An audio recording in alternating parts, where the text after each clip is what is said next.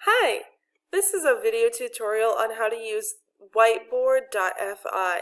All you have to do is go to Whiteboard.fi and you're ready to go.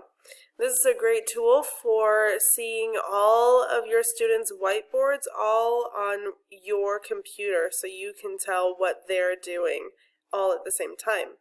So when you're there, you would go to New Class, but your students would go to Join Class. So I'm going to type my name, and there I am. And then I'm going to scroll down and create my new class. And so it says that your students can get on with this right here, but I think the easiest way would be to show the QR code, and then they can just use their devices and get on just like that. So then when everyone is on, then you hit toggle my whiteboard, and that opens it and closes it. And then here's your whiteboard. You can draw on it, you can make different shapes up here, you can add a grid, you can make a bigger grid, anything you really need.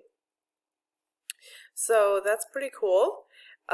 When you're ready to sort of send it out and put it on your student's whiteboard, then you would do push or assign, and you can have multiple pages. You can just do the current page.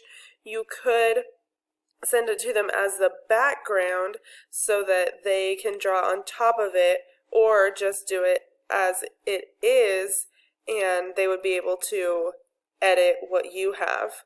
So you could send it out as the background and then they can add whatever they need.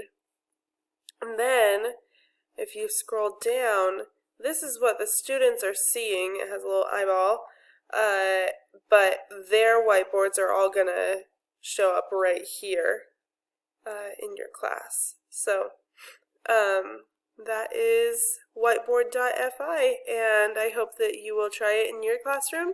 I know that I'm definitely going to try it in mine. Thank you.